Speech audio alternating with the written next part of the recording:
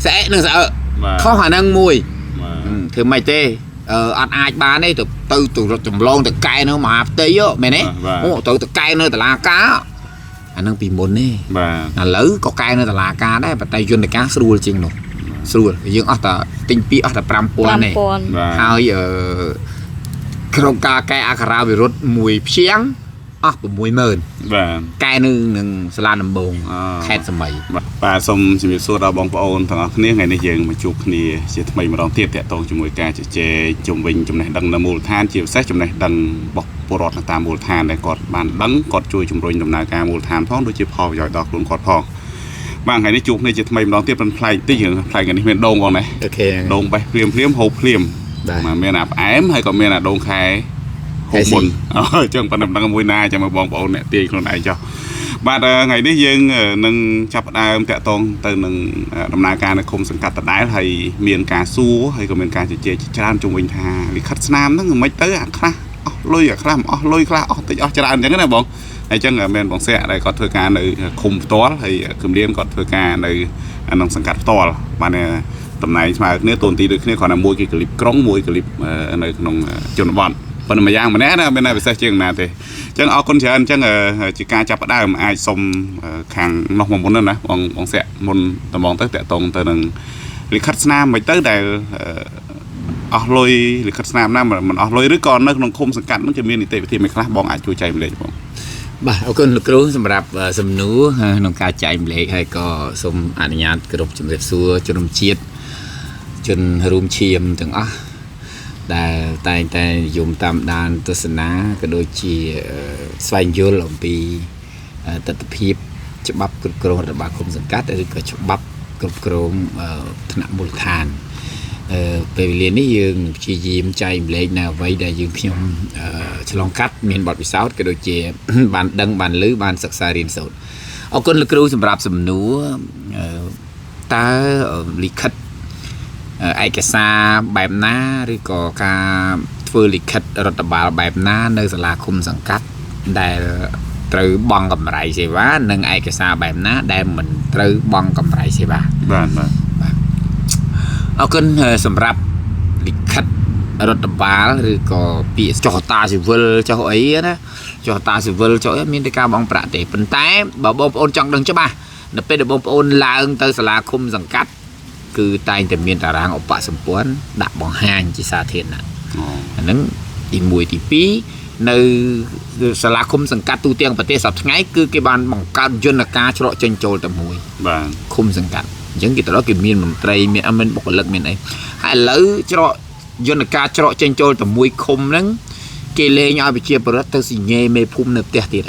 បាទអញ្ចឹងណាបាទអញ្ចឹងមេភូមិត្រូវតែប្រចាំការត្រូវតែមកប្រចាំការដើម្បីទទួលបន្ទុកក្នុងការចុះហត្ថលេខាឲ្យប្រជាពលរដ្ឋនៅនឹងសាលាឃុំហ្នឹងមករៀងរាល់ថ្ងៃធ្វើការអត់មែនប្រជាពលរដ្ឋស្ពីឯកសារខ្លះទៅរោអាឡូលោកមេភូមិនៃណាខ្ញុំពងប្រជុំនៅសាលាស្រុកហើយស្រាប់តែសញ្ញេនៅតាមបង្អួចសញ្ញេនៅតាមគល់ដូងគល់អីដូចមុនអាហ្នឹងខុសច្បាប់ហើយពេលខ្លះគាត់ទៅជួស្រែគាត់ពងបូមចាប់ត្រីហ្នឹងពងឲ្យចាប់ត្រីដៃមកខាងនោះជូតគូតខ្វាច់សញ្ញេឆ្វោកលើកែម៉ូតូអាហ្នឹងសម្រាប់ពីមុនវាអញ្ចឹងប៉ុន្តែឥឡូវគេបង្កើតយន្តការច្រកចេញចូលតែមួយហ្នឹងមេភូមិគឺតម្រូវឲ្យទៅប្រចាំការនៅច្រកសាលាឃុំហ្នឹងអញ្ចឹងបើសិនបើមកឃុំហ្នឹងមាន10ភូមិអីមនុស្ស10នាក់នៅប្រចាំហ្នឹងបាទអញ្ចឹងពួកយន្តការពាក្យថាយន្តការវាមិនមែនជាការចង់របស់គេអានេះជាយន្តការអញ្ចឹងទៅវីដេអូមុនយើងនិយាយថាមន្ត្រីនៅសាលាឃុំមាន2ប្រភេទមួយមន្ត្រីកាតព្វកិច្ចមួយមន្ត្រីនយោបាយអញ្ចឹងមេភូមិជាមន្ត្រីកាតព្វកិច្ចព្រោះអីគាត់ប្រកាសតែងតាំងពីក្រសួងមហាផ្ទៃឲ្យមានណាដកគាត់បានទេណាមន្ត្រីនយោបាយមកអាណត្តិបោះឆ្នោតម្ដងបើជាប់ឆ្នោតបន្តដល់ការងារទៅទៀតបើមិនជាប់ឆ្នោតទេជាបរដ្ឋធម្មតា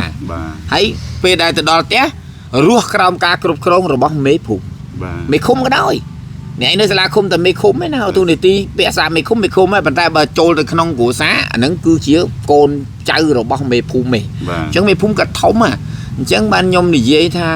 មន្ត្រីនៅសាលាឃុំមាន2ប្រភេទមន្ត្រីនយោបាយនិងមន្ត្រីកាតព្វកិច្ចដោយមេភូមិមួយក្នុងចំណោមមន្ត្រីកាតព្វកិច្ចគឺគាត់ជាមន្ត្រីកាតព្វកិច្ចក៏អាចប្រកែកបានដែរបើថាអនុភូមិសមាជិកភូមិអានោះ ធម្មតាទេឡំសាបអីទេ អរគុណបងអញ្ចឹងងាកមកគម្រានតផ្នែកដែលបងបានលើកឡើងមិញមានតារាងតម្លៃអីមួយចំនួនហើយមានវាយមានអីតម្លៃ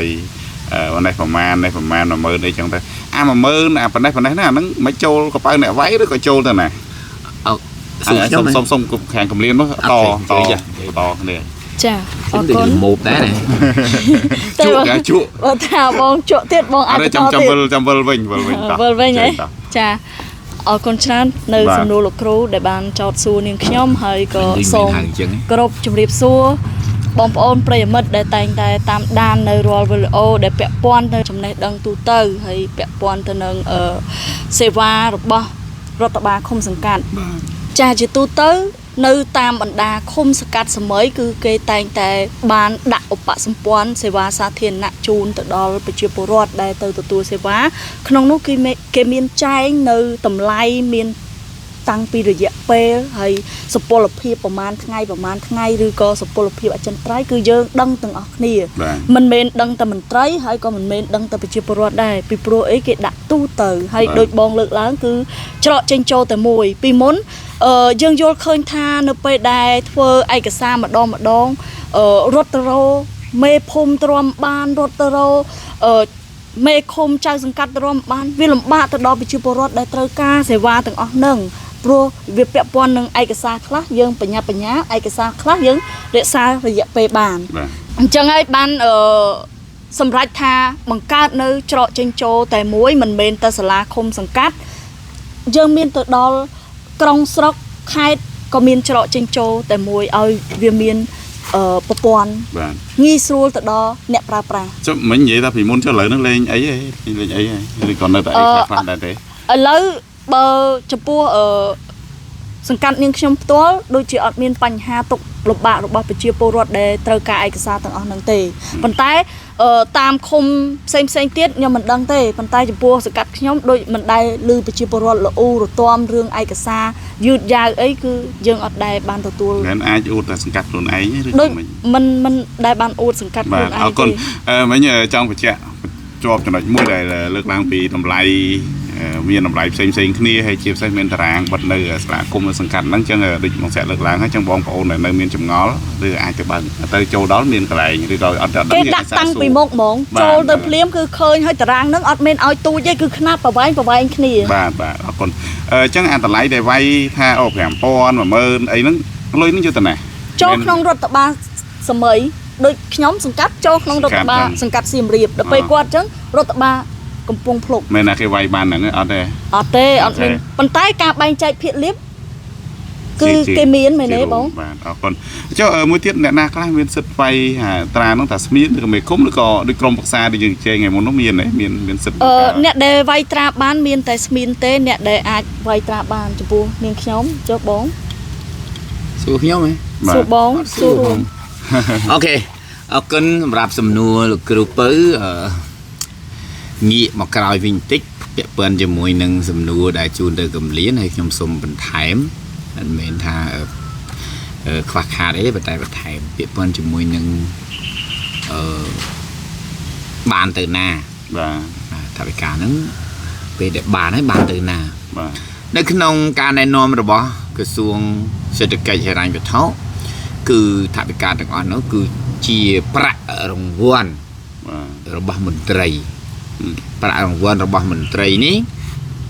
គឺមានការណែនាំពីក្រសួងត្រឹមត្រូវដែលមានគេហៅថាសហក្រសួងមានក្រសួងសេដ្ឋកិច្ចហិរញ្ញវត្ថុនិងក្រសួងមហាផ្ទៃដែលជាអ្នកគ្រប់គ្រងដោយផ្ទាល់មកលើរដ្ឋបាលឃុំសង្កាត់អញ្ចឹងក្នុងនោះវាមានការបង់ពន្ធមានន័យថាដកកម្រៃជើងសារហ្នឹងបង់ទៅក្រសួងសេដ្ឋកិច្ចហិរញ្ញវត្ថុដែរប្រមាណភាគរយគឺ10% នៃតម្លៃជើងសារទាំងអស់ហ្នឹងគាត់ថាមួយខែហ្នឹងអាចចឹងបូកខ្លួននេះបាន$1000អញ្ចឹងគេកាត់10%ហើយសល់ប៉ុន្មានគេចែកឲ្យមន្ត្រីហ្នឹងអូខេអរគុណហើយបញ្ជាក់ទៀតពាក្យការនីតិវិធីនៃការបែងចែកនីតិវិធីនៃការបែងចែកគឺគេបែងចែកជាសន្ទុះបាទឧទាហរណ៍ថាមន្ត្រីដែលត្រូវបានមានតែមន្ត្រីនៅសាលាឃុំឯងមានក្រុមមេឃុំចតុបក្រុមសមាជិកក្រុមប្រឹក្សាហើយនឹងស្មៀនជំនួយការរដ្ឋបាលជំនួយការហិរញ្ញវត្ថុជំនួយការសេវាសង្គមបាទមានតែប៉ុណ្្នឹងឯងបាទអ្នកផ្សេងអត់ អត់មានត្រូវទទួលភាគលៀបហ្នឹងទេអត់ត្រូវបានទទួលប្រាក់រង្វាន់សេវាសាធារណៈហ្នឹងទេអាហ្នឹងគេហៅថាប្រាក់រង្វាន់កម្រៃសេវាសាធារណៈហើយការបែងចែកវាមានទៅតាមសន្ទុះឧទាហរណ៍ថាការប្រជុំអនុម័តគ្នាថាមេឃុំ2សន្ទុះអញ្ចឹងទៅហើយជំទប់1ជំទប់2 1សន្ទុះកន្លះអញ្ចឹងទៅស្មៀន1សន្ទុះកន្លះអញ្ចឹងទៅជំនួយការហិរញ្ញវត្ថុដែលទទួលបន្ទុកផ្ទាល់ជាមួយនឹងការិយាល័យច្រកឃុំហ្នឹងមកសន្ទុះកន្លះដែរទៅបានជំនួយការសេវាសង្គមជំនួយការរដ្ឋបាល1សន្ទុះហើយអញ្ចឹងទៅសមាជិកក្រុមប្រឹក្សាឃុំធម្មតា1សន្ទុះហើយអញ្ចឹងទៅឧទាហរណ៍ថាយកមកបែងចែកជាសន្ទុះអញ្ចឹងទៅបាទបងអរគុណមុននឹងចូលដល់ចំណុចបន្ទាប់នឹងចង់ភ្ជាប់ទៅតាក់ទងជាមួយធរៈវេលានិងភាពមិនប្រក្រតីមួយចំនួនមិញយើងនិយាយពីភាពរលូនទៅតាមតែច្បាប់កំណត់ណាប៉ុន្តែឥឡូវចង់ដឹងថាមុននឹងចូលដល់ភាពមិនប្រក្រតីហើយនឹងពេលវេលានោះចង់ភ្ជាប់បន្តិចថាកន្លងមកនោះដូចតាក់ទងយើងនិយាយតាក់ទងមួយការសញ្ញេជួនកាលអីមេឃុំនៅផ្ទះជួនកាលអីមេភូមិក៏នៅនេះនៅនោះអញ្ចឹងណាបងចាអាកម្រិតទាំងអស់ហ្នឹងគឺអាកម្រិតណាខ្លះដែលតម្រូវឲ្យមេភូមិសញ្ញេកម្រិតណាខ្លះដែលត្រូវរុញមកដល់ថ្នាក់ឃុំដែលជាទូទៅអាលិខិតប្រចាំថ្ងៃពួកគាត់ហ្នឹងណាបងអរគុណយើងខ្ញុំសូមងាកទៅក្រោយបន្តិចអំពីនីតិវិធីនៃការបង់ប្រាក់គឺត្រូវចាំថារាល់ការបង់ប្រាក់កម្រៃសេវាសាធារណៈត្រូវតែមានវិក័យប័ត្រហើយវិក័យប័ត្រនោះគឺមាន logo ក្រសួងសេដ្ឋកិច្ចនិងហិរញ្ញវត្ថុហើយមានរូបផុសរូបហង្សប៉ុន្តែវាមាននៅក្នុងกระดาษហ្នឹងវាមានរូប logo ផុសបាទនៅក្នុងរូបនឹងម្ដងនៅក្នុងវិក័យប័ត្រហ្នឹងហើយវិក័យប័ត្រហ្នឹងអត់មានណាធ្វើបានទេគឺត្រូវទៅបើកយកពីរដ្ឋាភិបាលរដ្ឋាភិបាលជាអ្នកចេញឲ្យចឹងប្រើអស់ប្រមាណគេទួយទាត់ជាមួយនឹងវិក័យប័ត្រហ្នឹងហើយបើរាល់ការផ្ដល់កម្រៃសេវាណាដែលទាលុយហើយមិនផ្ដល់មិនចេញវិក័យប័ត្រឲ្យដោយត្រឹមត្រូវទេកម្រៃសេវាទាំងអស់នោះគឺជាអំពើពុករលួយហើយអូខេបងឥឡូវយើងផ្សារភ្ជាប់មួយភាពមិនប្រក្រតីតតែម្ដងឃើញញ៉ាំករណីខ្លះណាគេនិយាយអញ្ចឹងគេដាក់ឯកសារជាប់នឹងដាក់អីដាក់តំណប់ហ្នឹងតំណប់អញ្ចឹងទៅអញ្ចឹងពេលខ្លះក៏មានជាវិក័យប័ត្រពេលខ្លះក៏វិក័យប័ត្រហ្នឹងប្រហែលពាន់ប៉ុន្តែលុយត្រូវលើសហ្នឹងអញ្ចឹងអាហ្នឹងយើងអាចសិតតែរាប់ចូលភាពមិនប្រក្រតីហ្នឹងគឺក៏យ៉ាងម៉េចបងចំណុចហ្នឹងគឺជាភាពមិនប្រក្រតីនៃការបម្រើសេវាសាធារណៈហើយព្រោះថានៅក្នុងសង្គមយើងសពថ្ងៃនេះខ្ញុំនិយាយឲ្យត្រង់ទៅថាវាមានប្រព័ន្ធអំពើពុករលួយហ្នឹងវាចាក់ស្រេះនិយាយចំថាបើសិនជាគេមានខ្សែណាដែលគេអាចចូលទៅរលុយបាននៅតាមសាលាឃុំសង្កាត់ក្រុងស្រុកហ្នឹងណាគេទៅហើយដោយសារអីអ្នកខ្លះស្ម័គ្រចិត្តបម្រើការងារជាមន្ត្រីកិច្ចសន្យាដោយអត់យកប្រាក់ខែអ្នកខ្លះគេសុំកាន់អត្រាអង្គលដ្ឋានអ្នកខ្លះគេសុំកាន់រត់ឯកសារគេជួយកិច្ចការងារការិយាល័យច្រកគេអត់យកប្រាក់ខែពីរដ្ឋបាលទេតើមូលហេតុអីបានជាគេទៅធ្វើការដោយមិនយកប្រាក់ខែគេស្រឡាញ់ជាតិចង់បម្រើជាតិមិនមែនទេគឺគេមានកម្រៃជើងសាររត់សេវាឧទាហរណ៍ថាលោកគ្រូធ្វើសម្បត្តិកណ្ដាលកូនមួយអញ្ចឹងខ្ញុំទៅណាបងអូនលោកបងទៅណាអូចង់មកចុះសម្បត្តិកណ្ដាលឲ្យកូនមួយអូអញ្ចឹងសម្បត្តិកណ្ដាលបើសិនជាតាមច្បាប់ប៉ុណ្ណេះថ្ងៃបងទៅអញ្ជើញមកម្ដងទៀតបងទៅរកអានេះបងទៅរកអានោះអីអញ្ចឹងជាដើមអញ្ចឹងណាពួកលោកគ្រូដែរលើពាក្យថាទីអានេះទីអានោះស្មុគស្មាញលេងចង់ធ្វើសម្បត្តិកណ្ដាលឲ្យកូនខុសរហូតពេញខ្លួនឯងខុសរហូតបាទសេសគួយសេវាមិនដកឃ្លៀស្អីមែនទេតែលឺអានឹងមកពីអីទម្លាប់នៃការរលួយនៅតាមសាលាឃុំសង្កាត់ទម្លាប់នៃអ្នកគេហៅថាអ្នករត់ការគេធ្វើអ្វីគេចេះអ្នករត់ការទាំងអស់ហ្នឹងចេះមិនចាញ់ខ្ញុំហ្មងទេចេះមិនចាញ់ខ្ញុំទេមានន័យថាធ្វើសម្បត្តិកណ្ដាលទៅការអីខ្លះធ្វើអាពាហ៍ទៅការអីខ្លះចុះអតាសវលជនបរទេសជាមួយនឹងខ្មែរនោះទៅការអីខ្លះគឺរត់មកជាប់ហើយគេស៊ីជាកញ្ចប់ដល់ពេលអញ្ចឹងចង់អាអ្នករត់ការដាក់ជូនលោកមេឃុំឬចៅសង្កាត់ឬក៏មេភូមិសញ្ញេតែងតែមានទំនាប់បាទមានទំនាប់ទ្របទឹកប៊ិចអីចឹងទៅដល់គេប្រជាជនមកសញ្ញេដូចមានអាហ្នឹងទេបាទអញ្ចឹងគេថានោះទៅរកគេនោះទៅបាទទៅរកគេនោះទៅអាសញ្ញេឯកសារហ្នឹងរៀបរួចហើយណាកុំព្រមសញ្ញេឲ្យទេទៅពៅទៅនោះទៅជួបពៅសិនណាបានពៅនឹងកាន់មកទៅបានត្រឡប់វិលទៅវិញអីចឹងទៅដល់ពេលរកអាភាពមិនប្រក្រតីហ្នឹងថ្ងៃមុនខ្ញុំធ្វើសម្បត្តិកណ្ដាលកូនអត់$10ឧទាហរណ៍ណាអត់$10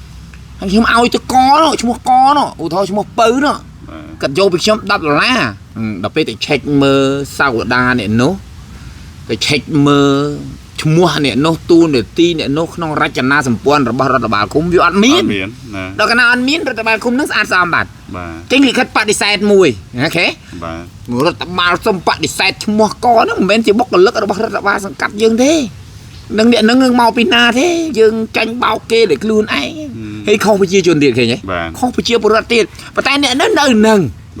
នឹងឆ្លេឆ្លារត់ឯកសារបន្តិចជួនកាលមានអាម៉ាស៊ីនកូពីនៅក្រោយសាលាឃុំអីបើថាពិបាកពេកកូពីនៅនឹងគត់លុយនៅនឹងអូខេបាទអញ្ចឹងរឿងមួយចំនួនដែលវាបង្កឲ្យមានប្រព័ន្ធអំពើពុករលួយនៅថ្នាក់ឃុំសង្កាត់គូវាកើតឡើងពីអាចំណុចទូចដែលយើងមើលអត់ឃើញមេឃុំចៅសង្កាត់ខ្លះក្រុមប្រឹក្សាឃុំសង្កាត់ខ្លះគេមកធ្វើការអត់យកលុយឲ្យប្រើគេទៅរកឯណាឃើញទេប្រើគេទៅរកឯណាវាមកធ្វើការអស់លុយថាមិនគេចេះទៅអានេះអត់អស់លុយអត់គេមិនយកលុយផងយើងចេះទៅនៅសាលាឃុំសង្កាត់ខ្ញុំមានអ្នកស្ម័គ្រចិត្តអីចឹងដែរប៉ុន្តែខ្ញុំថាបើមិនបានជួលគេទេយកគេមកធ្វើអីឲ្យគេប្រើយើងអត់មានលុយឲ្យគេទេអានោះគេគិតគូឲ្យអស់លទ្ធភាពឬមេភូមិអនុភូមិសមាជិកភូមិដើម្បីយកមកធ្វើកិច្ចការងារហ្នឹងដល់ពេលចឹងក៏អត់មានគេយកអ្នកស្ម័គ្រចិត្តមកយើងចេះថានិយាយទៅតែពិតទៅវាមានអាក្បាច់គុណអស់ហ្នឹងអរគុណបងនឹកឃើញរឿងលិខិតស្នាមខុសនេះទៅនោះហ្នឹងណាចឹងខុសនេះទៅនោះចឹងការទៅនេះហើយគ្នាចឹងការវាអត់ដឹងថាមានសញ្ញាព្រួយថាដំណាក់កាលទី1ជួបអ្នកនេះទី2ជួបអ្នកនេះមានព្រួយឬក៏មានការណែនាំទេហើយធម្មតាដូចលិខិតស្នាមមួយចំនួនដូចឯងតញ្ញបានឬឯកសារអីយើងទៅដូចរោងបុននេះមិនចឹងទេទៅនេះទៅនោះមិនដឹងវាអត់មានកន្លែងប្រាប់ជាក់លាក់ណាចឹងទៅជួនកាលអីគាត់ដើរដូចបងលើកឡើងទៅជួបអ្នកនេះជួបនោះ2ដងដល់បាយថ្ងៃបាត់ហើយដល់ពេលជួបនេះ3ដងម៉ោង4ងាយបាត់ហើយចឹងជួនកាលអីគ្នាដូចអ្នកខ្លះគាត់ធ្វើការនៅរាជធានីធ្វើអីគាត់ចុះទៅអញ្ចឹងសុំច្បាប់គេបាន2ថ្ងៃអញ្ចឹងវាត្រូវដាច់ចាអានឹងវាជាសម្ពាធជាឧបសគ្គហើយវាជាកត្តារុញច្រានឲ្យធ្វើអីមិនឲ្យតែបានព្រាមណាប៉ុន្តែចង់ភ្ជាប់មួយគម្រាមតិចដែរតាក់ទងជាមួយសេវាឬក៏ក្រុមរត់ការហ្នឹងតើវាដឹងទេឬក៏សង្កេតឃើញថាជាក់ស្ដែងវាកត្តាអីខ្លះដែលជំរុញឲ្យវាកើតក្រុមទី3អាចថាទី3យកពលរដ្ឋរកសេវាមួយអាជ្ញាធរប៉ុន្តែមានក្រុមរត់ការកណ្ដាលទៀតហ្នឹងណាពីដឹងថាតើវាកត្តាអីឬក៏ស្ថានភាពអីនាំឲ្យកើតក្រុមឡើងចាអរគុណនៅសំណួរហ្នឹងហើយមាននេះសង្កាត់សៀមរាបមានទេអសាល្អទៀតណាល្អទៀតទេអរគុណចំពោះសំណួរដែលបងប្រុសសាក់សួរហើយទុកកង្វល់មិនមែនត្រឹមតែយើងទុកកង្វល់របស់ប្រជាពលរដ្ឋទាំងមូលពីព្រោះអីដូចយើងដឹងស្រាប់ហើយថាប្រជាពលរដ្ឋយើងគាត់មិនដែលទំនេរគាត់មិនមានញឹករឿងការងារបិណ្ឌគាត់ទៅអ្នកខ្លះចំណាក់ស្រុកទៅធ្វើការនៅឆ្ងាយនៅពេលដែលត្រូវការឯកសារគាត់ធ្វើមិនដើម្បីឲ្យលឿនពន្លឿននៅរាល់ឯកសារនឹងឧទាហរណ៍ថាអត្រានុកូលដ្ឋានខ្ញុំលើកឧទាហរណ៍មួយចឹងសម្បត្តិកណើតកូនគេដាក់នៅក្នុងហ្នឹងត្រូវប្រើរយៈពេល3ថ្ងៃអញ្ចឹងហើយគាត់ថាឥឡូវសុំមួយថ្ងៃដោយសារខ្ញុំឡើងប្រញាប់ទៅវិញអាហ្នឹងជាក់ស្ដែងគឺប្រជាពលរដ្ឋក៏ដូចជាមន្ត្រីទាំងអស់ហ្នឹងណែនាំទៅអាហ្នឹងយើងអត់អាចទៅចោទមន្ត្រីយើងអត់អាចទៅចោទប្រជាពលរដ្ឋទេយើងអត់ដឹងថាបញ្ហារួមហ្នឹងគឺយើងទាំងអស់គ្នាជាអ្នកសាងហ្នឹងមែនទេយើងអត់អាចចោទទៅខាងនេះចោទទៅខាងនោះជួនកាលមន្ត្រីហ្នឹងអត់ចង់បានទេឬក៏មិនមែនជាមន្ត្រីគាត់ជាអ្នកស្ម័គ្រចិត្តគាត់ក៏មិនចង់ធ្វើអាកិច្ចការទាំងអស់ហ្នឹងដែរក៏ប៉ុន្តែចៃដន្យអីមានអ្នកមកពឹងពាក់ហើយវាតែងតែអង្គាលចិត្តហើយរង្គោះចិត្តហើយអញ្ចឹងហើយថ្លៃទឹកតែបន្តិចទៅអីទៅហើយបើសិនជាអ្នកខ្លះចេតនាទីហ្មងប៉ុន្តែអ្នកខ្លះទៀតអត់ទេធ្វើដោយចិត្តនឹងចិត្តណាបងយើងមើលឃើញឲ្យគ្រប់ជ្រុងយើងក៏មើលឃើញតែមួយជ្រុងអញ្ចឹងហើយយើងមិនអាចចោទទៅអ្នកនេះចោទទៅអ្នកនោះបានទេគឺយើងរោបញ្ហាកលឹះនឹងរួមគ្នាបានរោយន្តការដោះស្រាយដោយសារតែមើលឃើញនៅអ្វីដែលជាទុកលំបាករបស់ពលរដ្ឋនឹងឯងបានជាមានការបង្កើតច្រកចេញចូលតែមួយហើយឥឡូវគេបង្កើតដល់ app ទៀតនោះនៅក្រុងឥឡូវគេចូលរួមបង្កើត app ថាយើងមិនបាច់ចាំទៅផ្ទាល់ទេយើងគ្រាន់តែបង្កើត app នៅក្នុងទូរស័ព្ទទៅយើងវាយចង់បានឯកសារណាយើងបំពេញតាមលក្ខខណ្ឌដែលគេទាមទារគេត្រូវការទៅហើយដល់ថ្ងៃដែលមកយកគឺយើងមកយកខ្លួនឯងក៏បានឬក៏បើសិនជាយើងអត់មានពេលទៅយកទៀតគេ មានសេវាដកទេប៉ុន្តែគេគិតក្នុងតារាងដែលត្រឹមត្រូវតារាងដែលចែងជាក់លាក់នៅក្នុងរដ្ឋបាលសម័យល្អមែនទែនវាអាចថាវាបន្ថយពេលបន្ថយភាពស្មុគស្មាញបន្ថយការលំបាកឬក៏ការកັບកេងលើស្តង់ដារលើការតម្រូវការអញ្ចឹងណាចាបងមិញអាចលឺរឿងទឹកតែហើយទឹកប៊ិចហ្នឹងដូចលឺតារាគ្នាប្រហែលជាមួយហ្នឹងផាក់ផែគ្នាឬក៏មួយណាទំនើបជាងបងមានទឹកតែហងទឹកប៊ិចផងទឹកប៊ិចយ៉ាងថ្លៃជាងទឹកតែឥឡូវប៊ិចខ្លាំង$100គេលេងទៅហូបតែហូបកាហ្វេចំណុចនេះខ្ញុំចែកម្លែកបទពិសោធន៍តខ្លួនមួយដែលខ្ញុំជួបថ្មីដែរភាសាប្អូនជីដូនមួយខ្ញុំគាត់បានប្តីជាជនជាតិបរទេសបាទនៅពេលដែលគាត់បានកូនគាត់ត្រូវចុះសម្បត្តិកំណើតនៅសាលាឃុំដែលនៅខ្មែរយើងអញ្ចឹងណាបាទដើម្បីកូនវាទទួលបានសញ្ជាតិខ្មែរបាទស្របច្បាប់ហើយនៅពេលដែលប្តីគាត់ជាការជា GM នៃជើមកន្លែងមានន័យថាគាត់កាន់គ្រប់គ្រងក្រុមហ៊ុនបរទេសមួយនៅខេត្តហ្នឹងធំដែរដោយថាគាត់រវល់ខ្លាំងអញ្ចឹងគាត់មានពេលដើម្បីទៅធ្វើអាសញ្ញាញ៉ាយហ្នឹងទេអញ្ចឹងគាត់ក៏ទៅពឹងអ្នករត់ការនៅសៀមរាបយើងហ្នឹងនៅបំណានដល់នេះដល់គេភាសាអង់គ្លេសគេថាម៉េចអ្នករត់ការហ្នឹងមើលគេ call ខ្ញុំដែរអញ្ចឹងនៅពេលដែលអ្នករត់ការហ្នឹងគាត់ឲ្យសំទោសខ្ញុំនិយាយច្រឡំដោយសារគាត់អត់បានទៅធ្វើខ្លួនគាត់ទេគាត់ឲ្យប្រពន្ធគាត់ទៅធ្វើមុនអញ្ចឹងណាប្អូនខ្ញុំហ្នឹងគាត់ចុះទៅមុននេះគាត់បានទៅតាក់ទងខ្ញុំឯងគាត់ទៅជួបជាមួយនឹងជំនួយការដែលគាត់ទទួលបន្ទុកហ្នឹងរួចទៅឆែកការងារមួយខ្ញុំអញ្ចឹងទៅខ្ញុំប្រាប់ថាហ្នឹងត្រឹមទាឯកសារវាតិចទេមានអីទៅច្រើនទី1សម្បត្តិកំណើតរបស់ម្ដាយទី2 copy passport របស់ឪពុកបាទរបស់ឪពុកដែលជនបរទេសហ្នឹងណាហើយនឹងមួយយ៉ាងទៀតត្រូវសម័យជនដែលជាឪពុកជាជនជាតិបរទេសហ្នឹងត្រូវមកដោយផ្ទាល់នៅសាលាសង្កាត់សាលាឃុំសង្កាត់មានន័យថាមកបង្ហាញមុខជាមួយនឹងមន្ត្រីអត្រានុកូលដ្ឋានដោយផ្ទាល់ជីវៀងថាឧទាហរណ៍ថា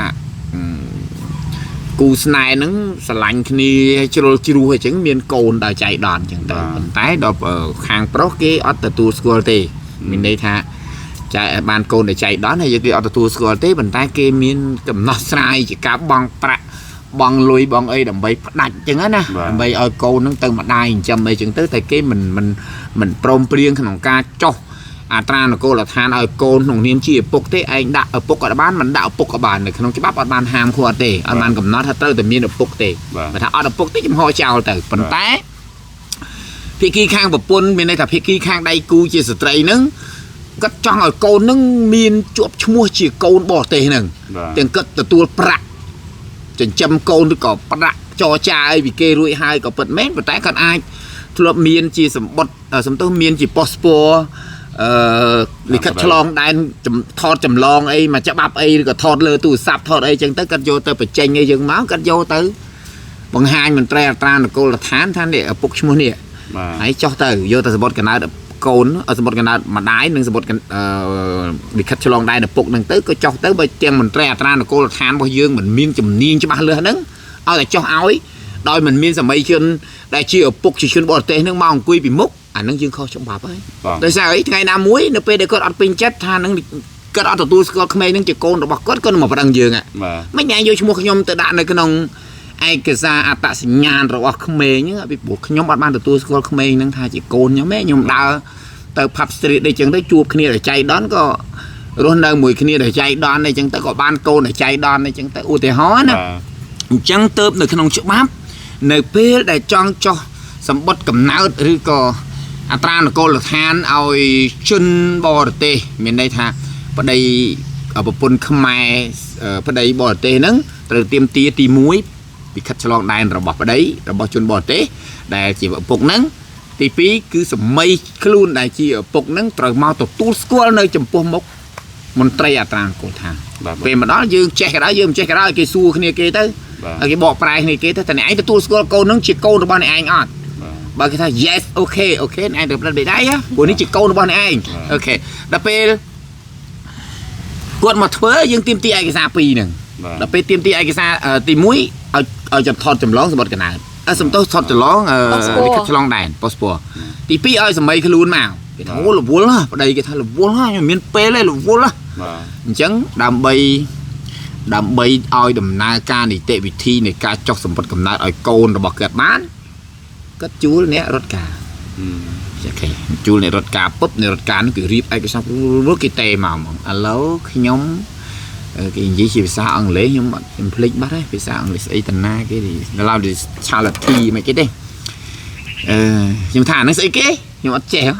ថានោះអីគេថាខ្ញុំអ្នករត់ការខ្ញុំអ្នករត់ឯកសារនៅតាមសាលាគុំសង្កាត់ក្នុងក្រុងសៀមរាបខ្ញុំក្រុមហ៊ុនរ៉ូស៊ីខាងហ្នឹងអីបងជួយធ្វើសម្បត្តិកណ្ដាលឲ្យក្មេងឈ្មោះចេះណែពុកឈ្មោះនេះម្ដាយឈ្មោះនេះមួយមកថាខ្ញុំមិនបដិសេធថាមិនធ្វើទេគេសួរចេះថាមិនបានបងឯងបដិសេធអត់ធ្វើអីគេសួរយើងចឹងវិញខ្ញុំថាខ្ញុំមិនបានបដិសេធថាមិនធ្វើទេប៉ុន្តែខ្ញុំឲ្យសម័យខ្លួនដែលជាឪពុកនឹងមកបង្ហាញខ្លួនមកបង្ហាញមុខគេថាបងខ្ញុំធ្លាប់ធ្វើនៅក្រុងខ្ញុំអត់ដែលពិបាកអញ្ចឹងផងឲ្យតែមានតែឲ្យតែមានតែកូពីប៉ូសពតឪពុកនឹងទៅធ្វើបានហើយគេធ្វើឲ្យគេសញ្ញេមកកាណូហ្នឹងខ្ញុំថាអាមកកាណូនៅកន្លែងឃុំផ្សេងសង្កាត់ផ្សេងតែមកកាណូមួយឃុំខ្ញុំអត់ធ្វើឲ្យទេតែខ្ញុំអ្នករត់ការខ្ញុំរស់ស៊ីធ្វើការក្រុមហ៊ុនអាហ្នឹងហើយខ្ញុំធ្វើរាប់រយនាក់ខ្ញុំថាប្រមាណ100នាក់ខ្ញុំអត់សំខាន់ទេប៉ុន្តែម្នាក់ក៏អត់ចេញពីសាលាឃុំខ្ញុំបានទេព្រោះអីខុសច្បាប់បើអ្នកឯងកុំនិយាយពីរឿងអ្នកឯងរត់ការអ្នកឯងរស់ស៊ីមិនរស់ស៊ីអាហ្នឹងជីឆ្នាំងបាយរបស់អ្នកឯងទេអ្នកឯងមិនអាចមកបញ្ជាខ្ញុំក្នុងនាមខ្ញុំជាមន្ត្រីនៅសាលាឃុំអត្រានុកូលដ្ឋានទទួលបន្ទុកអត្រានុកូលដ្ឋានហ្នឹងខុសត្រូវលើខ្ញុំមិនមែនចាប់គុកអ្នកឯងចាប់គុកខ្ញុំអញ្ចឹងឆ្នាំងបាយអ្នកឯងធ្វើមិនធ្វើទៅសាលាឃុំណាគេសញ្ញេឲ្យសញ្ញេទៅតែខ្ញុំគឺអត់គ្រប់ឯកសារអត់គ្រប់លក្ខខណ្ឌគឺមិនចេញឲ្យចុះខ្ញុំមិនដឹងទៅលទ្ធផលចុងក្រោយប្តីមកដែរតើជិះទុកមកទៅមកធ្វើទៅខែភាសាអោបកូនមកឡើងមក5នាទីហ្នឹងមានអីចូលមកដល់ក៏នៅយើងរៀបវាយកុំព្យូទ័រឥឡូវមានបានសេដៃដូចមុនហើយដើរលេងដល់សុកណាបានក៏វាយកុំព្យូទ័រព្រីព្រូរួចដល់ចុងក្រោយយើងក៏សួរបច្ចៈហ្នឹងកូនឯងសម័យសិនគេចេះម៉ាត់អញ្ចឹងណាឲ្យនិយាយគ្នាគេទៅគេថាអូខេគេទទួលស្គាល់ហើយគាត់ចេះខ្មែរតិចៗគាត់ថាកូនខ្ញុំគេពោអីចឹងទៅអូខេអ្នកយល់ប្រូមណាយល់ប្រូមដាក់មេដៃទៅវិញទៅ3ថ្ងៃក្រោយចេញសម្បត្តិកណ្ដាលឲ្យអូខេអរគុណច្រើនបងដែលបានចែកម្លែកបទពិសោធន៍ជាក់ស្ដែងហើយមិញយើងលើកដល់កន្លែងដំណាក់កាលភាពបន្តក្តីហើយទីទៀតយើងដល់ចំណុចពេលវេលាហើយយើងនឹងបញ្ចប់មកទៀតចូលឲ្យមេភូមិសំណួរមួយអត់បានឆ្លើយថាឯកសារណាដែលត្រូវឲ្យមេភូមិខែណាជាប់ថែមតិចហ្នឹងអញ្ចឹងខ្ញុំភ្ជាប់តិចទៅជាទូទៅឯកសារលិខិតបញ្ជាក់លិខិតស្នាមបញ្ជាក់ជាឯកសាររដ្ឋបាលមួយចំនួនជាទូទៅហ្មងណាច្រើនគឺពាក់ព័ន្ធជាមួយនឹងមេភូមិទាំងអស់ឆ្លងភូមិហើយពីព្រោះមេភូមិជាសេនាធិការរបស់មេឃុំឬចៅសង្កាត់អញ្ចឹងហេតុអីបើគេត្រូវមានមេភូមិដោយសារតែមេភូមិក៏នៅផ្ទាល់ជាមួយនឹងប្រជាពលរដ្ឋឈ្មោះឧទាហរណ៍ថាសង្កាត់សៀមរាបមានប៉ុន្មានភូមិ8ភូមិអញ្ចឹងមេឃុំឬចៅសង្កាត់ហ្នឹងមិនស្គាល់ប្រជាពលរដ្ឋខ្លួនឯងអស់ទេអត់ស្គាល់អស់ទេអ្នកមកពីព្រៃវែងដូចលោកគ្រូមកពីណាបងពឺបាទខេត្តកណ្ដាលមកនៅណាស្លក្រាមបាទខេត្តមកនៅស្លក្រាមអញ្ចឹងមេចៅសង្កាត់ស្លក្រាមមិនប្រកាសតែស្គាល់លោកគ្រូទេតែអ្នកដែលស្គាល់លោកគ្រូគឺមេភូមិដោយសារលោកគ្រូបានចុះលិខិតស្នាក់នៅហើយទៅជួបមួយមេភូមិអីចឹងទៅនៅតែនេះនៅម្លុកនេះម្លុកនោះអីចឹងទៅអញ្ចឹងបើលោកគ្រូចង់រត់សេវាឯកសារហេតុអីបានត្រូវការមេភូមិជាតួអង្គសំខាន់ដោយសារមេភូមិស្គាល់លោកគ្រូហើយលោកគ្រូចំណាំកំលៀនដែរចំណាំហ៎ឥឡូវលោកស្រីជំទប់ទី2ដែរចំណាំហ៎សង្កាត់រងចៅសង្កាត់រងមេភូមិអត់បញ្ជាក់ថាស្គាល់លោកគ្រូមិនបើទេមេភូមិមិនដែលបញ្ជាក់ថាយើងមេភូមិអីគេបានមេភូមិអីនេះមេភូមិកក្រាញ់សូមបញ្ជាក់ថាយើងស្គាល់ឈ្មោះមិនបើនឹងពិតប្រាកដមែនមិនមានទេគេមិនដែលសេអញ្ចឹងទេគេថាយើងមេភូមិកក្រាញ់សូមបញ្ជាក់ថាស្នាមមេដៃស្ដាំនេះពិតជាស្នាមមេដៃរបស់ឈ្មោះមិនបើពិតប្រាកដមែនលោកគ្រូផ្ដិតមេដៃរួចបានគេបញ្ជាក់មែនទេនៅពេលដែលយើងចង់ស្នើអីមួយយើងផ្ដិតមេដៃលើឯកសារសិនស្នើបញ្ជាក់ភាពនៅលាវស្នើបញ្ជាក់ភាពពោះម៉ាយស្នើបញ្ជាក់កិរិយាមាយាទស្នើខ្ចីលុយស្នើបញ្ជាក់សាវតាដីឃើញទេសិតតែម្ចាស់ខ្លួនផ្ដិតមេដៃសិនដល់មេភូមិគេសញ្ញេខ្បោយើងមេភូមិកក្រាញ់សូមបញ្ជាក់ថាស្នាមមេដៃស្ដាំនេះពិតជាស្នាមមេដៃរបស់មិនបើមែនដល់ពេលមេឃុំចៅសង្កាត់មកសញ្ញេខ្វាច់បញ្ជាក់យើងចៅសង្កាត់សៀមរាបសូមបញ្ជាក់ថាហត្ថលេខានៅខាងឆ្វេងដៃនេះជាហត្ថលេខារបស់មេភូមិកក្រាញ់មែនឃើញទេបន្តគ្នាអញ្ចឹងបន្តគ្នាអញ្ចឹងដល់ពេលហោតលោកគ្រូអត់បង់ធនាគារខ្ញុំនិយាយមួយទៀតទេណាអារឿងសញ្ញេខ្ញុំតែងនិយាយកំ pl ែងជាមួយនឹងអ្នកទាលុយលោកគ្រូអត់បង់ធនាគារខ្ចីលុយគេរួចអត់បង់ស្រាប់គេទៅទារឿងមេឃុំ ไม่คุมไอ้สิงเงี้ยไม่คุมไอ้สิงเงี้ยไม่คุมฉลาดนะเอาตัวรถตามตีลุยหนึ่งดิอยู่ไอ้ซาเอาชมเมอร์ติมาแต่หน้าได้ชมไปเจาะทำโปรมซองลุยจุดนู้นเนี่ยหนึ่งชมเครื่องปรับตาแต่สนามไม่ได้บอกเกิดไม่หนึ่งเองโยงไอ้รีบไอ้ซาลุยหายอย่างนี้โยงทีนี้กีหรือมีกระโดดอะไรมาเถอะนึกไอ้รีบไอ้ซาคณีไอ้รวยให้ไอ้โยลโปรมเลยคันตะกักโปรมเปลี่ยนกัจสัญญาไอ้รวยให้มันจักลูนึกประเด็นไม่ได้วิ่งรวยมาเอาชมสิ่งนี้ชมการปรับทัศนาไม่ได้นึกเนี่ยนบอันประเด็นเมนประเด็นหนึ่งมุกชมไหนไม่ได้เกิดเมนไหนประเด็นต้องเอาชมตัวเจงลุยจุดนู้นชมไปเจงเอาคนบอกเลยชอบมันที่ตีแต่ต้องมือคุมเรียนเลิกแรงมุนนั้นก็ได้แต่ต้องชิมวยแทนโอ้ไปคลาสtớiก็แมนนะครับแกให้ท่า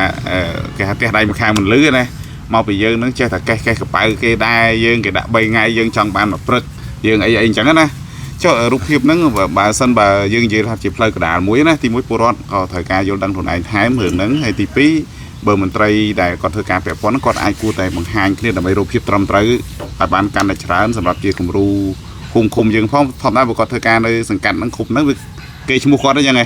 còn màเราไปเจงtới về lư là bay vô nông cho nó mà trong nó menประมาณสังกัดคือสังกัดคำเรียนนั่งมองเอาที่ห่อยังไม่ที่ห่อให้เราไปนั่นวันนี้ทำหน้าเรื่องยังเปียกยังเราไปห่อวอดก็จังไหนวอดเป็นวอดนาวินัยหรอวอดนาวินัยมันหรอให้มันเล็กโหลจังแบบสำหรับกอดโยนฐานนั่นวิจิตเกิดอยู่หล่นไอ้เกิดอยู่บ่รวมพ้อง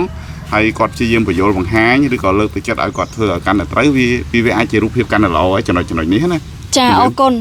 บองบานเลิกล้างให้ជាបញ្ហាមួយដែលជាបញ្ហារសើបទាំងប្រជាពលរដ្ឋទាំងមន្ត្រីចំពោះនាងខ្ញុំវិញគឺនាងខ្ញុំធ្វើចេញពីខ្លួនឯងទៅមុននៅពេលដែលមានប្រជាពលរដ្ឋមកប្រស្រ័យតាក់ទងដូចជាការចម្លងសម្បត្តិកណើតសម្លងសភៅស្នាក់នៅចម្លងអីគឺមិនមែនដែនសមត្ថកិច្ចនៅរដ្ឋបាលសង្កាត់ក៏ដោយរហូតដល់ឈានទៅដល់ក្រុងក៏នាងខ្ញុំទៅចម្លងឲ្យពួកគាត់ដែរហើយក៏មិនទៀមទាថាឥឡូវណែនាំគាត់ទៅសាលាក្រុងទៅច្រកចេញចូលទៅនេះគាត់ថា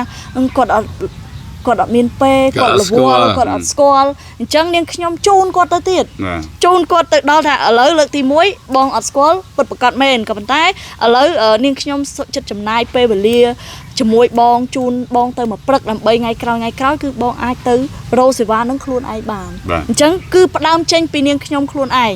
โอเคเอาคนcho lấy cho một tiết tại tông một tập tài tận bây giờ na hiện vậy là tập tài bây giờ tôi chỉ tịch phần lại khác bị thay đó cái về rọp rồi thôi là bị thâu tới họp buôn phèm pòn phần này làm đồng bòn của rọt tu tới dương tại rọp lừa tháo cho tịch tôi xong buôn phèm pòn về cao rồi còn mờ đấy có tha còn chỉ tu tới còn men còn ở còn nhanh thì còn cái thằng bán nó cònสบายใจได้หรือcònลื่นในทีปีcònสบายใจได้ไปlà tới ở nhà thôi chứ miệng xu sụp tục còn lại tròn mình cầm hộp mới cònสบายนะให้ไปไหนแต่กดไปเรากดจังดอกไปเชิงแต่ขังมุกห้องกดแผ่นล่างมันกดไปคลายกดประหยัดไปตลอดไตรอย่างเงี้ยมันยังกดสบายจะได้สังหาเอาเรื่องทั้งที่đóเนี่ยกูไปคลายเรื่องเมียนมอนเมียนไตรยังจังอยู่เอาแต่สิว่าเราวันใต้ตำรวจตัดใต้ตัดบินนั่งวีติดตัวจังวีมันป้าไอ้เต้บอกตามเจ้าสายก็ทำแบบป้าได้บอกก็ทำติดตัวให้กดสมัยจัดก่อนhọ rồi đấy là người thầy lấy còn hộp cà phê cà phê mà ngày bố chú nó ông mà mờn chẳng còn là đi khách nam còn nói mờn đấy nó mày đã vô dùng đòn tập tài tập bệnh ba hả ok ok ពាក់ព័ន្ធជាមួយនឹងការចែកម្លែកវាអត់ខុសទេបាទពីព្រោះក្នុងច្បាប់វាលេងតែមន្ត្រីនៅសាលាឃុំហ្នឹងទីជំរិតទីបាទវាទីអាហ្នឹងខុសហើយប៉ុន្តែបើជាទឹកចិត្តអីដែរទេអាហ្នឹងយើងគិតថាអាហ្នឹងវាជាមโนសញ្ចេតនារបស់មនុស្សខ្មែរក៏ប៉ុន្តែបើយើងនិយាយអំពីថាគាត់ចង់ឲ្យអត់មិនទេមិនទេពាក្យថាសบายចិត្តនៅពេលដែលគេញ៉ាំសើចដាក់អីហ្នឹងអាហ្នឹងបើសិនជាមនុស្សអាអ្នកមុនហ្នឹងអត់ហុចលុយអ្នកក្រោយទៅក៏មិនបានដកលុយដែរអាហ្នឹងវាមើលតាមគ្នាទេវាមិនមែនជាទម្លាប់ដែលគាត់ត្រូវតែចាយលុយអត់មានខ្ទង់អញ្ចឹងទេពីព្រោះនៅក្នុងសម័យកាលនេះហើយមនុស្សស្វែងយល់ច្រើនណាប៉ុន្តែកត្តាតែពីរទេដែលមនុស្សតែងតែផ្ដល់លុយក្រៅសេវាជើងសារដោយសារអីទី1រវល់ទី2ស្មុគស្មាញយល់ធ្វើនីតិវិធីស្មុគស្មាញស្មុគស្មាញនីតិវិធីនឹងមួយស្មុគស្មាញហើយបើយល់ដោយខ្ញុំយល់ដោយលោកគ្រូយល់ដោយកំលៀនវាគឺថាវាធម្មតាសោះហ្នឹងឯងគាត់ទៅធ្វើសម្បត្តិកណោតសោះចាំបាច់ឲ្យលុយគេដល់ពេលគាត់ថាគេទាសម្បត្តិអាកូនមុនគេទាសម្បត្តិអាកូនក្រោយហើយដល់ពេលមែនតែនទៅគេឆែកមើលតែតាមបានបោះឆ្នោតគេមើលឃើញសោះហ្នឹងមើលតែអេបចុះឈ្មោះបោះឆ្នោតគេដឹងឈ្មោះឪពុកម្ដាយជាមួយថ្ងៃចែកឆ្នាំអីហើយហ្នឹងប ប៉ុន្តែដូចគេមិនស្វែងរកឲ្យគេរកអានេះរត់ទៅពីភូមិមួយទៅភូមិមួយរត់ទៅបញ្ជាក់សម្បត្តិកណើតឪបញ្ជាក់សម្បត្តិកណើតម្ដាយដើម្បីយកមកធ្វើជាសម្បត្តិកណើតកូនដើម្បីគេចង់ដឹងថាពុកឈ្មោះអុយម្ដាយឈ្មោះអុយអញ្ចឹងបើជាការសម្រួលសេវាវានេះប៉ុន្តែលោកគ្រូសួរថាប៉ះពាល់អត់ហើយគួរឲ្យអត់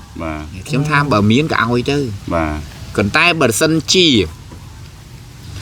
បើយើងចង់បានសង្គមមួយដ៏ស្អាតស្អំទៅចាប់ផ្ដើមពីយើងទៅមុនដូចខ្ញុំអញ្ចឹងហ៎អញ្ចឹងបងគ្រប់ត្រូលខ្ញុំដែរបាទចាប់ផ្ដើមពីយើងទៅមុនដោយយើងមិនបង្រៀនមនុស្សឲ្យពុករលួយបាទបើយើងឲ្យគេម្ដងវាស្មើនឹងយើងបង្រៀនឲ្យមនុស្សចាប់ផ្ដើមមានសេចក្តីលោភលួនម្ដងមនុស្សជាបទជនហើយនៅសុកគេឲ្យលួយថ្ងៃក្រោយឡើងដូចចង់ញ៉ាំអូអ៊ីនោះមកហើយនេះអ៊ីនោះមកអូអ៊ីនេះថ្ងៃមុនឲ្យខ្ញុំ10000តាថ្ងៃនោះមិនអត់នេះថ្ងៃហ្នឹងអត់ទេរត់ឯកសារអ៊ីហ្នឹងមុនរត់មុនសូម្បីតែវាមិនទៅតាមលំដាប់លំដោយក៏វាជាប្រព័ន្ធអំពើពុករលួយដែរបាទគេថាគ្រូកាន់នេះបាទដល់ពេលមកវិញអូអ៊ីហ្នឹងថ្ងៃមុនឲ្យលួយខ្ញុំអ៊ីមានការអីមិននេះមើលអាគេដាក់ត្រឡប់ដាក់ពីលើគ្នាសោះដល់ត្រឡប់ដាក់បើគេមុនបាក់អ៊ីហ្នឹងមុនដើម្បីឲ្យបានសញ្ញាអ៊ីហ្នឹងមុនអ៊ីហ្នឹងកូនតូចម៉ែគាត់ឈឺនៅផ្ទះអញ្ចឹងអានឹងគេហៅថាប្រព័ន្ធអំពើពុករលួយណាតែអញ្ចឹងខ្មោចកាន់គ្រូកាន់ដោយកំលៀនថាកាលណាថ្ងៃណាអត់ចាប់ផ្ដើមប្រែមុខប្រែក្រោយបាទបងគាត់ខ្ញុំចង់ផ្សារភ្ជាប់មួយរបាយការណ៍របស់អង្គការតាក់ទងជាមួយស្ថានភាពអំពើពុករលួយនៅក្នុងប្រទេសយើងណាកម្រិតរបស់អង្គការអំណាចភាពអន្តរជាតិក៏បានបង្ហាញនៅស្រុកយើងនឹងជាមធ្យមវានៅកម្រិត150 160ក្នុងចំណោម180ប្រទេសបានពុករលួយក្នុងកម្រិតខ្ពស់ហើយនៅក្នុងអាស៊ាននឹងក្នុងអំពើពុករលួយនឹងកម្រិតគឺធ្លាប់បានតារាងគេនឹងលើប្រទេសមីយ៉ាន់ម៉ាមួយឬក៏លើកម្រិតក្នុងការលេខ1ពីក្រោមទោះជារដ្ឋាភិបាលមានតែងតែច្រានចោលក៏ដោយប៉ុន្តែកម្រិតក្នុងការចេញហ្នឹងអានេះគាត់យើងយកមកប្រៀបធៀបខ្លួនឯងណាអាញាធិបគាត់គិតថាការសិក្សាវាអត់មានមូលដ្ឋានជាក់លាក់ប៉ុន្តែពួកយើងតែងតែពិចារណាលេខ1ពីក្រោមទស្សនវិជ្ជាមួយទៀតខ្ញុំចង់បង្ហាញពីអំឡុងពេលកូវីដនេះនៅសិង្ហបុរីមានមហាសេដ្ឋីម្នាក់ហ្នឹងគាត់អាយុឡើង80ហើយគាត់ចាស់ហើយប៉ុន្តែពេលក្នុងវិបត្តិកូវីដហ្នឹងធ្វើឲ្យក្រុមហ៊ុនអាប់អូអញ្ចឹងគាត់កែប្រែឯកសារខ្លះឧទាហរណ៍ចំណូលគាត់បាន1លានគាត់ដាក់តែ80,000ឬក៏70,000ហ្នឹងដើម្បីបន្ថយពន្ធអញ្ចឹងណាបងអញ្ចឹងទៅបញ្ហាហ្នឹងតែតឡាការគេកាត់ទោសដល់ពេលផ្នែកមួយហ្នឹងគេសួរកាត់ទោសឲ្យគាត់ព្រមទទួលព្រមអីគាត់យល់ថាវាកម្រិតដោយសារតែស្ថានភាពដែលចិត្តមិនចង់ប៉ុន្តែដើម្បីឲ្យក្រុមហ៊ុនតដណាប៉ុន្តែពេលដែលគេត្រូវឃុំគាត់នៅកន្លែងស្រុកគេឲ្យបង់លុយដើម្បីឲ្យនៅផ្ទះបានតែរដ្ឋអាជ្ញាគេថាអត់ឲ្យបានទេព្រោះហេតុអី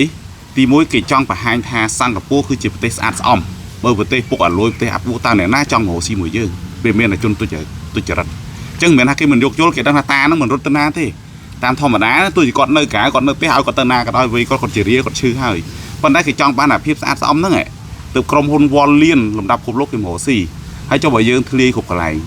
អាតូចស៊ីដោយតូចអាធំស៊ីដោយធំអញ្ចឹងណាចឹងសួរថាអ្នកណាចង់រកស៊ីវាមានពួកក្រុមឧក្រិដ្ឋជនចឹងអាហ្នឹងដែលយើងចង់ជជែកនេះថាបន្តិចហ្នឹងតើវាសំខាន់ណាស់បន្តិចព្រោះមនុស្សធម្មតាចោលគិតថាមិនដែលភ្លាមទៅប្លន់ធនាគារមែនទេបើមិនធ្លាប់លាត់លួចបែកជើងលួចដូងគេអញ្ចឹងទៅបាទនេះដូងយើងនេះយើងឲ្យលុយគេទេអត់ទេអញ្ចឹងអាកម្រិតពីតិចចឹងណាអញ្ចឹងបាននៅក្នុងធម៌ពុទ្ធក៏ឲ្យកាត់អាភាពអាក្រក់នោះពីតិចអ្វីដែលយើងអាចធ្វើបានអញ្ចឹងបានយើងចង់ឆ្លុះបញ្ចាំងនេះថាឥឡូវវាស្ថានភាពសង្គមយើងវាអញ្ចឹងវាមានហើយវាអាចថាទីមួយយើងស្ម័គ្រចិត្តទាំងអស់គ្នាក៏ដោយប៉ុន្តែស្ម័គ្រចិត្តនឹងវាមានបញ្ហាយើងគួរតែកែទម្លាប់ពីតិចដើម្បីឲ្យវាមានភាពប្រសើរឡើងបាទអរគុណច្រើនហើយអាចវែងមែនទែនហើយសូមបន្តិចចុងក្រោយតាក់ទងមួយពេលវេលាមិញគម្រាមបានលើខ្លះហើយប៉ុន្តែហើយជាបងធ្លាប់លឺឬក៏គម្រាមធ្លាប់លឺឯពលរដ្ឋយើងខ្លះគាត់ថាអតញ្ញាតបានគាត់ធ្វើឲ្យឡើង2ឆ្នាំហើយពុតកំណើតគាត់នឹងខុសតាអសបន្តិចយកទៅដូរនៅតឡាការអញ្ចឹងគាត់ពិបាកអញ្ចឹងឲ្យដូររាប់ឆ្នាំពេលខ្លះអ្នកខ្លះសុខចិត្តរស់តែអត់ទៅអ្នកខ្លះទៅធ្វើការនៅថៃតែអត់អញ្ចឹងអាហ្នឹងមិនទេបងអាចមានជាដំណោះស្រាយមិនទៅតាសិទ្ធិបានឬក៏អាចអតញ្ញាតបានអាចប្រកកំណើតដែលខុសឲ្យគាត់ពិបាកទៅកែប្រែឬក៏ធ្វើឲ្យវាយូរហើយកែពិបាកកែអញ្ចឹងណាបងអរគុណជាទូទៅយើងនិយាយអំពីសម្បត្តិកណើតសិនសម្បត្តិកណើតពីមុនយើងទទួលស្គាល់ថាមានខុសច្រើនដោយសារតែនៅឆ្នាំ2002នៅពេលដែលការរៀបចំការបោះឆ្នោតឃុំសង្កាត់អាណត្តិទី1ចាប់ផ្ដើមរៀបចំបោះឆ្នោតហើយយន្តការនៃការរៀបចំផ្ដល់អត្តសញ្ញាណស្របច្បាប់ដល់ពលរដ្ឋកម្ពុជាក្រោយយើងងើបពីសង្គ្រាមមកក៏យើងអត់មានអីទេម្ដាយឪពុកខ្ញុំអីហ្នឹងរស់នៅក្នុងស្ថានភាពស្រពិចស្រពិលទេបើសិនជាមិនមានយន្តការ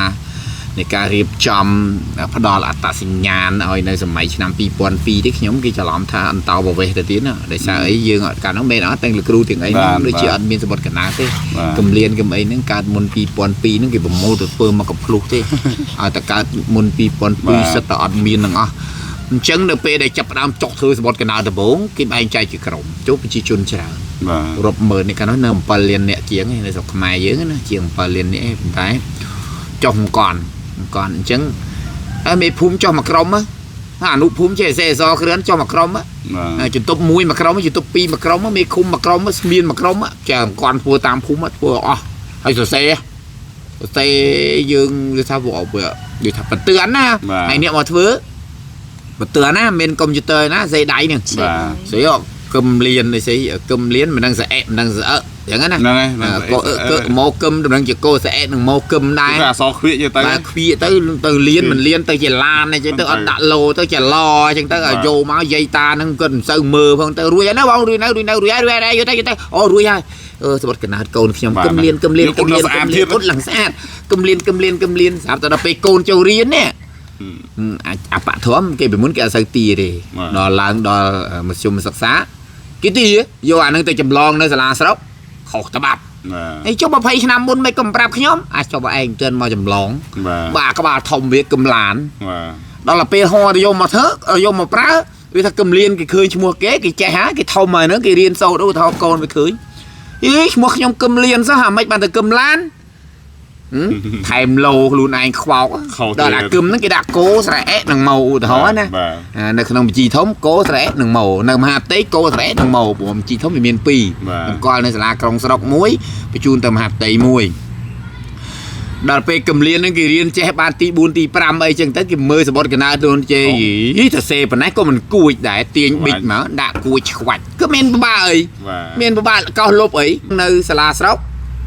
ស្អែកនឹងស្អើខុសអាហ្នឹងមួយធ្វើមិនទេអត់អាចបានទេទៅរត់ចម្លងទៅកែនៅមហាផ្ទៃមែនទេអូទៅកែនៅតុលាការ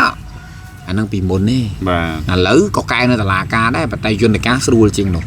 ស្រួលយើងអស់តែទិញពីអស់តែ 5000 ទេហើយ